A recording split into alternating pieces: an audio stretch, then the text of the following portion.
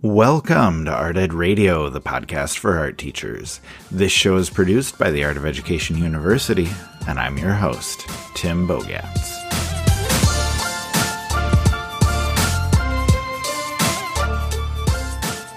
Last week, I spent some time talking about our teaching and our curriculum, and how a lot of art educators are feeling the call to do the work to educate themselves about issues of race and about issues that are happening in the world right now. And that episode focused on contemporary Black artists that are still living and still working. But, those artists are just part of a much bigger picture. They're a small part of the puzzle, an even smaller part of art history. And there's so much more out there that we can take time to rethink and re-examine, both from an art historical perspective and an educational perspective. But it's on us to do the work. And that was the question that I received over and over from people after last week's episode. How do I do the work? So that's what I want today's episode to be about. How, as educators, we start to do the work. And that sentiment goes back to the questions that I asked at the top of last week. What can I do to make my teaching meet the moment right now? How do I begin doing the work to make sure that my teaching and my curriculum align with my beliefs and my values? How do I start educating myself? So today we are going to talk about how educators can begin to educate themselves. I have two guests, the Reverend Dr. Christopher Carter and Dr. Seth Schoen. They are researchers and professors at the University of San Diego, and their research focuses on compassion and race, and contemplative practices, and theology and spiritual formation. And there's a lot there. But the program that they've started is called Racial Resilience, and they talk a lot about how race work is tied to compassion. So we will look through that particular lens as we talk about these ideas today. And even though they're professors rather than art teachers, I think they can give us some of the tools and some of the frameworks we need as art teachers to begin to educate ourselves. And the conversation that we're going to have is just one way to engage. Okay? But if you're someone who wants to do the work, if you want to educate yourself more, we're going to talk about some ways to do that. So let me go ahead and bring on our guests right now.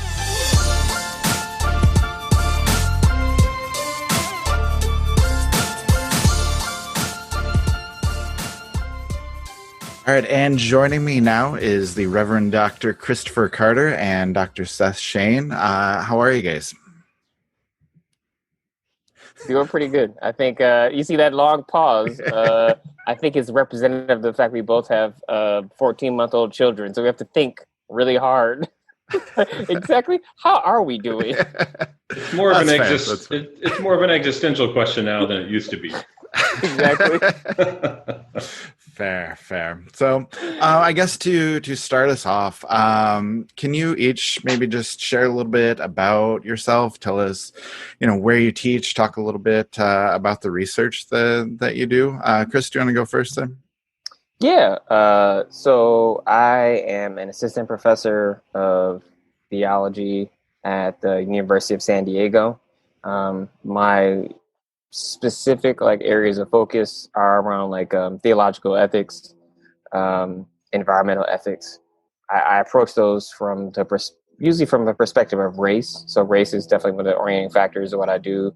And the fancy term is theological anthropology, which is really just ultimately what it means to be human. So that's kind of the broad strokes of what I do, where I teach, and yeah. All right, sounds good. Seth? Yeah, so my main area of expertise is in spiritual formation. And so I also teach at USD, University of San Diego, as an adjunct professor. And So spiritual formation, basically, how we understand and relate to what we understand as ultimate. So like in a Christian context, that would be God. And so I'm interested in the practices that people do and how that's played out in our daily lives. And then more specifically, what I focus on really is compassion, the cultivation of compassion, and then in the context of race and racism. And so that's what our work largely focuses on. And so that's my area of passion and interest. Yeah. Now, I wanted to bring you both on today just to, I guess, discuss a little bit more about race. I know it's a huge part of your research, and I think a lot of educators are right now thinking a lot more about race, paying a lot more attention to race, and just wanting to educate themselves, I guess. And so to start off with, I guess I want to ask, and Seth, I'll start with you. Like, as we're beginning to have these conversations, why are these conversations so difficult for people, especially white people, when it comes to talking about race? So there's one deceptively simple reason. Basically, white people don't have the skills to talk about race. In a nutshell, like it's the simplest way to put it. And there's complex reasons for why we don't have those skills. So within the racialized social structures of the United States, we are racialized as white people to not see race, to think it's not something that affects our daily life, and to not understand how race functions and how it affects people, and to not understand our whiteness as a race, it's as a racialization.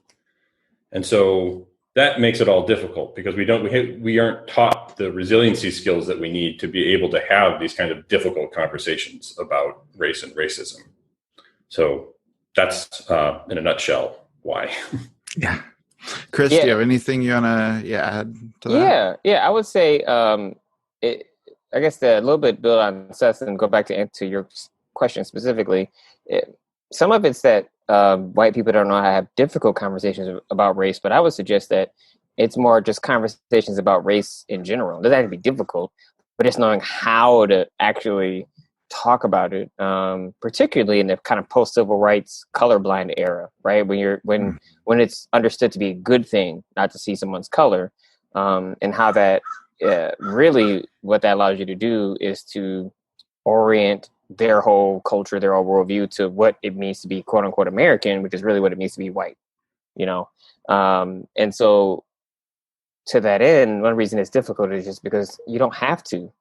Like white people don't have to talk about this stuff, Right. As a black person, like this was something that it was just kind of, I can't say like there was, growing up, my mom was like, oh, hey, we're going to talk about race now, or like, anything like that. It just was a part of your everyday lexicon. Like it was a part of your lived experience. And I think this goes back to even the way you framed the question in terms of educators are more interested in race. I suspect most educators who are people of color, who are Black, Indigenous, or people of color, they probably been thinking about and teaching with some understanding of race for their entire careers. Not all of them, but I would suggest most of them. But again, white educators never had to. It just was something that it was a skill they didn't have to have, even if they thought they should do it or had some kind of slight interest in it.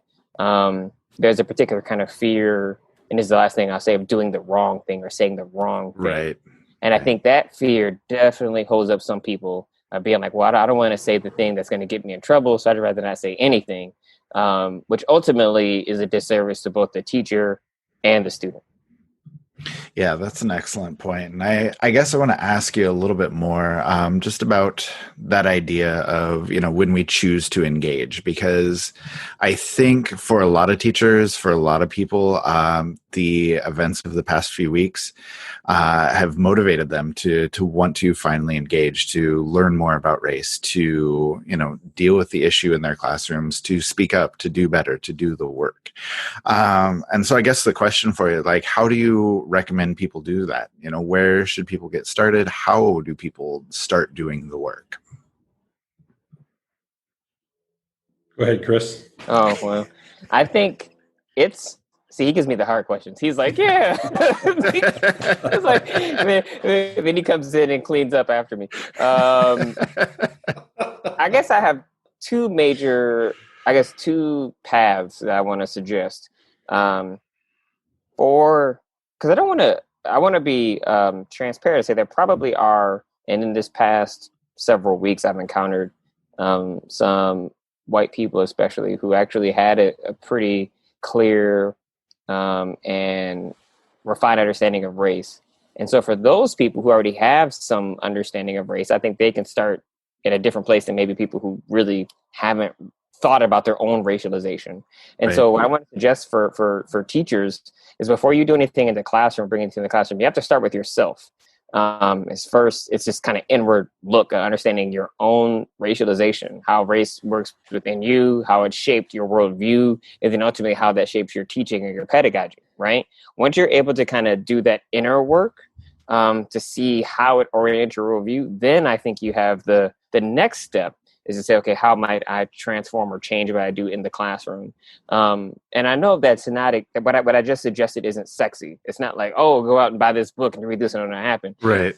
Seth and I always have this challenge when people invite us to do workshops or lectures and do stuff. They basically are, a prime example, there's an organization, I'm not going to say their name, who want us to go and do like an 8-hour anti-racism workshop. And there's only so much we can do in that 1-day training, because there is no magic anti-racist pill, right? Like, you can't just come in and do a 1-day seminar and be like, okay, guess we solved racism. That box is checked. We're done. Racism is over in our company. Yeah. And so it doesn't work like that. It's a long process. And I think if you think about it like that, if you go in recognizing this is a process, it's going to take a long time, but ultimately it leads, not only does it benefit me, it benefits my classroom. Then I think you're more likely to be successful. So the first step is to really begin to understand your own racialization. There's some sources and resources. We can talk about that maybe later in the podcast. If you think it's helpful, we can talk about it now. But then I think as the artist, you can say, okay, after you have that understanding, I think it'll become more clear how perhaps you're shaping what artists you're teaching, what things you're asking your kids to draw, how much empowerment are you giving them to determine what you're going to teach. I think you'll start seeing those things, and it'll probably come more intuitively, I suspect. Yeah, that's fair. Yeah. All right, Seth, what do you want to add to that? Well, if I could clean this up a little bit. No, basically, Chris is an extrovert. I'm an introvert. And so our format is that he is better talking off the cuff, which gives me time to like formulate and think through some of my answers as an introvert. Right. And so that's why our dynamic works like that. So to add to what Chris is saying, that's why we begin with compassion. That's why we begin and pull in spiritual formation, is because there's a lot of internal work that we have to do, especially as white people. So there's going to be a lot of awkward language at first. There's going to be a lot of mistakes, difficult emotions, as we learn how to do this, because basically we're children learning to walk when it comes to talking about race. So we're going to fall a lot. We bring in compassion so that we can hold ourselves compassionately as we make these mistakes, to realize, these mistakes aren't the totality of who I am, right? There's a core part of me that is really trying to do the right thing. I just don't know how, and I'm working to learn how. And so from that perspective, it becomes easier to hold these mistakes as not like fundamental to who you are or the totality of who you are, because it can feel like they are sometimes. And so understanding this as a spiritual journey that we're starting on is extremely helpful, because it's one of the most difficult journeys I've ever been on, but also the most rewarding journey, because it involves a lot of inner transformation of who I know myself to be and how I want to be in the world. And so beginning from that point creates a really solid foundation that actually creates the motivation to keep living an anti-racist life. So I think, I think that's an important thing to add on. Yeah. To kind of contextualize. Yeah, that makes a lot of sense.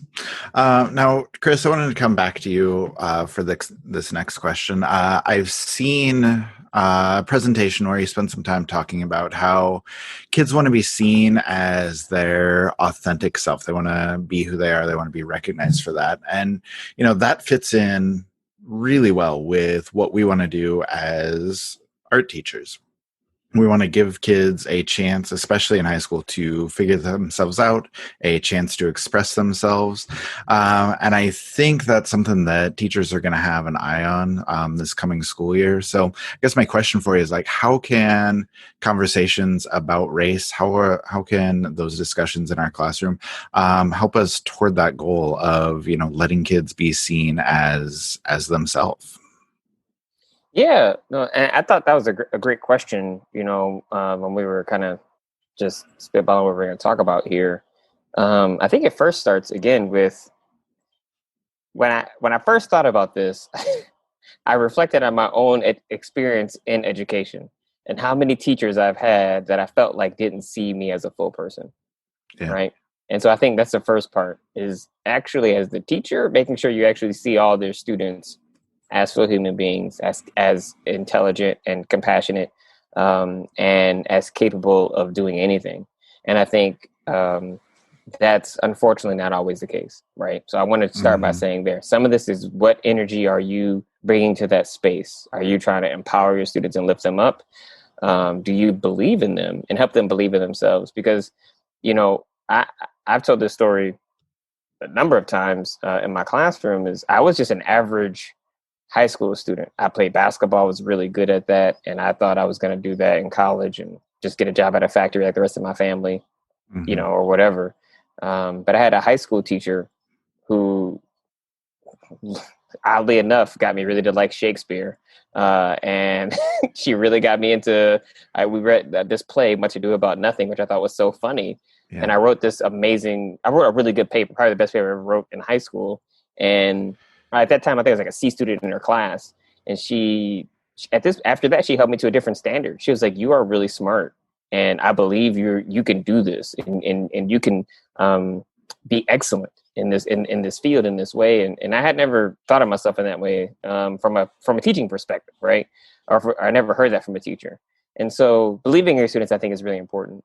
And then I think it goes on to, again, after you see them as being capable of being their authentic selves and having something to share, trusting them, I guess, to a certain degree, right? Asking them, and when they engaging them, I guess, is probably the first thing I'm going to say, and think about what and who they are and what they might actually be more interested in doing.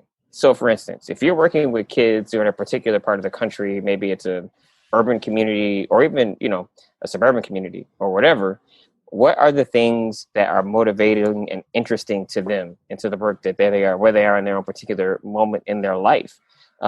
Maybe it's, music, maybe it's hip hop music or maybe it's, I don't know, maybe it's pop, maybe it's whatever, maybe it's graffiti, it could be any of these number of things. But coming at them and trying to get them to work from a place of where they're excited and where they are interested and maybe answering questions that they have. Right. Mm-hmm. And so just asking them, what is it that you're trying to understand? What is it that you're trying to know? What are you trying to learn about yourself or about the world? I think often adults can assume that children aren't asking themselves these kinds of questions. And in some ways, they may not use the same words that I just used, but it's underneath a lot of that stuff, right? Yeah. And so I think one of the ways we can allow students to be their authentic selves is to let them actually ask them who they think they are and let them actually draw these things and paint these things. Or, again, I was not a fantastic artist. I don't know what I would have done, but I would have come up with something, right? Just giving them the space to be creative, and then finding ways to continue to empower them in that particular way. All right. Now, next question, I guess. I want to talk a little bit about that. I know there's the caveat that I want to start with here that you guys are not art teachers, but I still want to ask for your perspective on curriculum, on what we're presenting to our students. Because I talked in last week's podcast about contemporary Black artists, kind of hoping that could be a place for people to start doing their own research on the artists that they want to show to their students. And Now, obviously, the number of artists we can show goes far beyond that list, those 17. And there are so many opportunities for us to find and share just a diverse set of artists, like all throughout our curriculum. So, all of that being said, a couple questions for you. Number one, why is it important for us to show a diverse set of artists? And number two, do you think it's important to sort of name that diversity and talk about why we're sharing those artists with our students? Yeah, I want to go back a little bit and then uh and I guess probably build on what you said at the end. Um, Even for people who are so I teach at USD. Among the courses I teach are about like religion in the environment, and so most of the students in those classes, they come to those and they're not religious; they're more spiritual, if anything, because they're deeply embedded in science, and they've bought into this myth that science and religion are incompatible. And what they find out through that course is that even in the midst of maybe not being a person of a monotheistic faith, they usually leave that class with a sense of interconnectedness that we can talk about from a cosmological level, which is just a really fancy way of saying evolutionarily we are all interconnected. Like that, like whether or not you are a person of faith or not, the way what science tells us is that we all come from the same stuff. Like we all come from the same just literal stuff.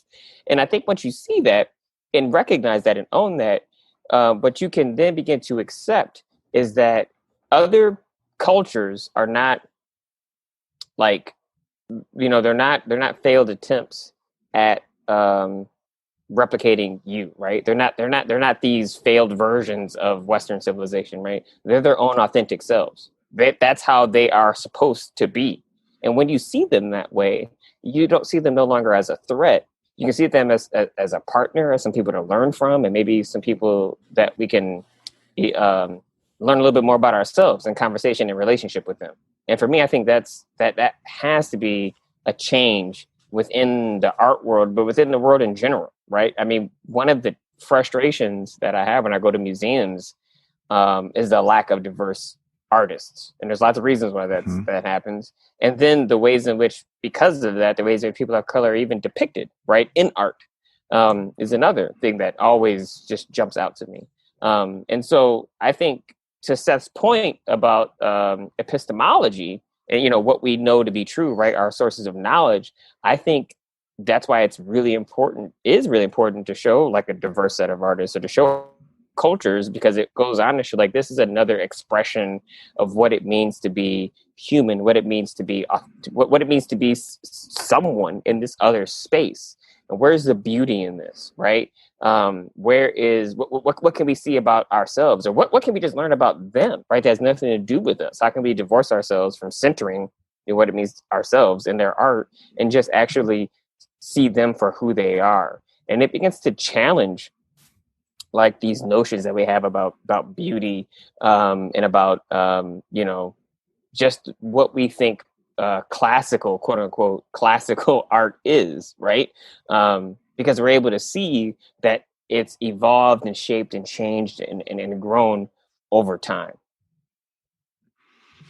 All right. No, I think that gives me a lot to chew on, a lot to think about there.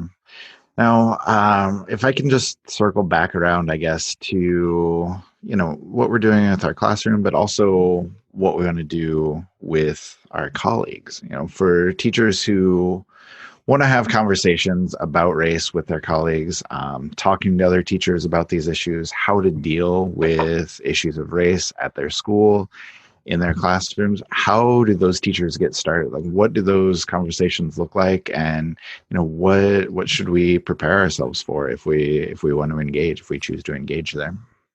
I think for educators, especially if you have in this moment a group of people that are wanting to do this, that's great. Like that's a strength. To begin with, meeting and talking about like, why do we want to do this now? Why? What is it about this particular moment that has caused us to want to engage being more anti-racist? Because this isn't the first time that racism has popped up in the United States, right? It's always been a recurring issue. And so why now? What's going on now? Like, that's an important starting point. And And then if you have a group of people to talk about that with, then you have the foundations of a community that's essential for exploring race and racism, I think. And so that kind of soul searching, I know for Christopher and I that our process has involved a lot of soul searching with each other, that we've had a lot of those kind of conversations, especially for me early on when I was learning about all of this. Chris was more of a kind of a mentor and a shepherd for me. And then those conversations have become more, as I've learned more, I've been able to participate more intelligently in conversations about race. And so our conversations have become more, I think, rewarding for him rather than shepherding me. And so that's a great place to start, and understanding that it begins with that internal work, because the ideological aspects of race inhabit our minds and bodies. And until we understand how that works, any attempt that we make as educators or in any jobs we might have to be anti-racist are in some way going to be twisted and perverted back to some sort of whiteness norm. And so we really have to begin with understanding how racist ideologies affect our perception of the world as white people. Yeah. So, Tim, I want to say something real quick, but I want to start by saying, make sure we leave by telling you guys some different resources before I forget. Yeah. Because I want to make sure people have some stuff. But Yep. so to Seth's point about the ways in which our relationship has been a part of the learning process, we argue. One of the things that by argue, I mean, like we suggest that relationships are really key in this process. And so, I think people need to do as best job as they can having diverse friendships. That's not always easy, especially for professionals.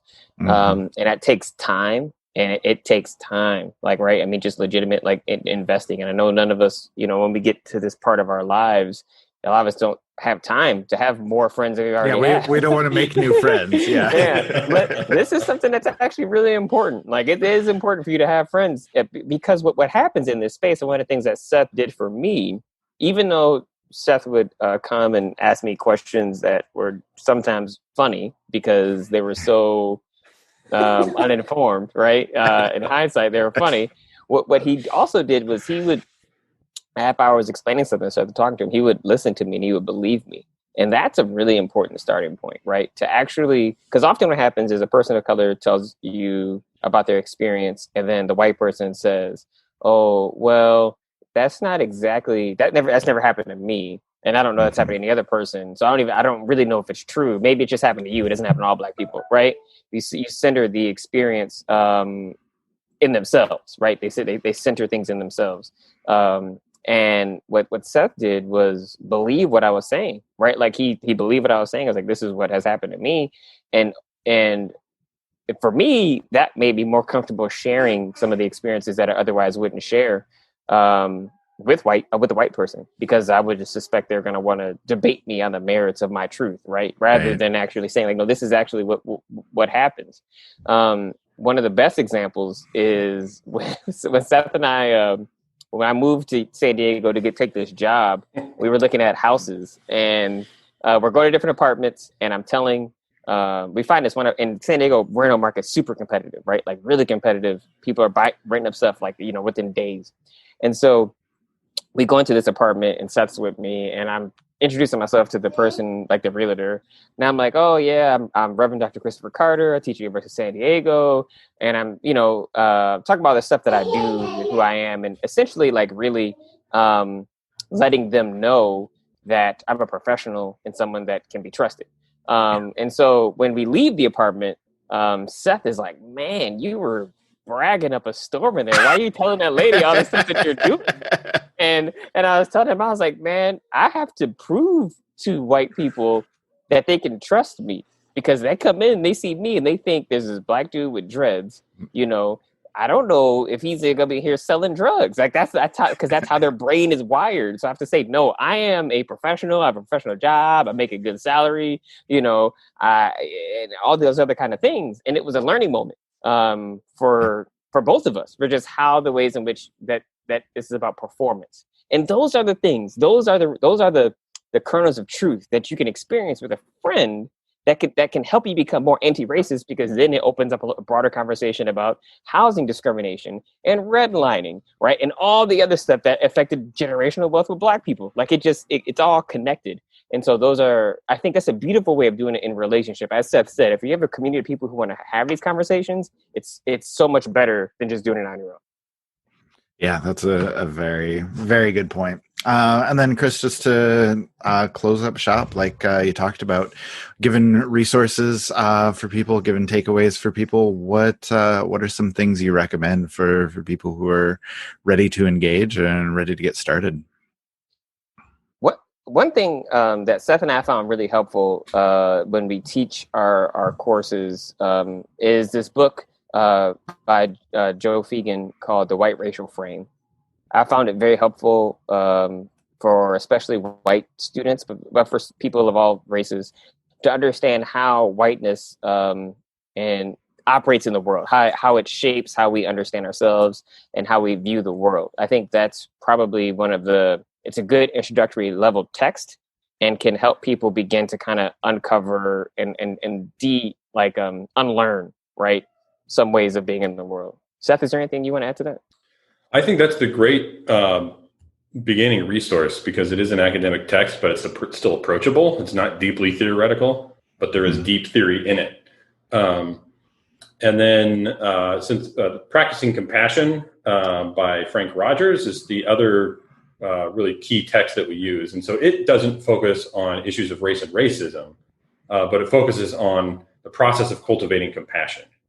And how to cultivate compassion, which is one of the foundational skills and tools that we teach in our program.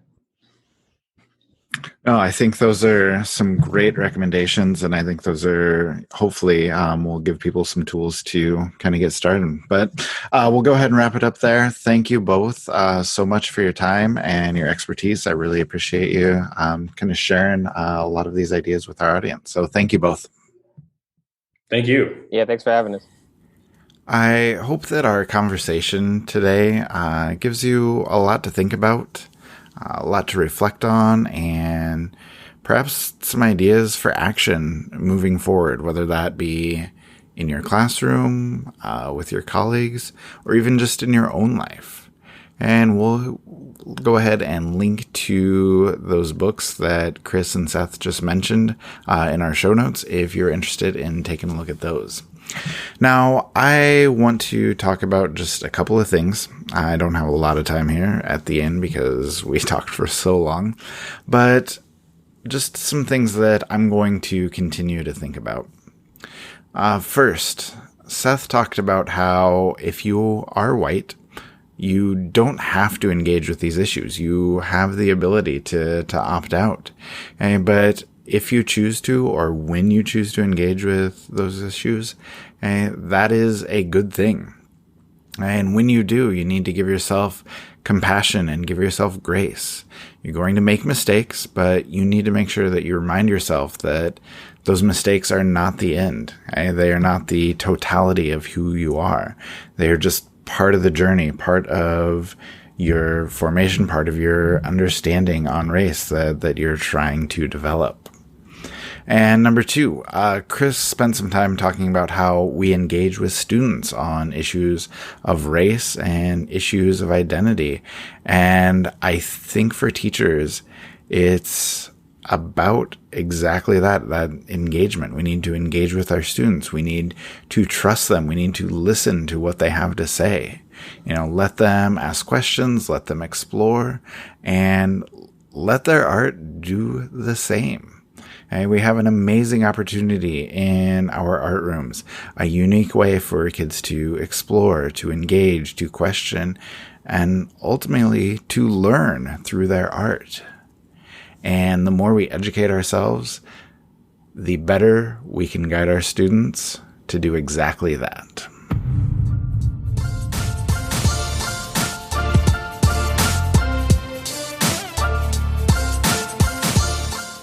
Art Ed Radio is produced by the Art of Education University with audio engineering from Michael Crocker. Thank you for listening, as always. And next week, I'm hoping to discuss how we deal with race in the art room. And I'm hoping we will talk to you then.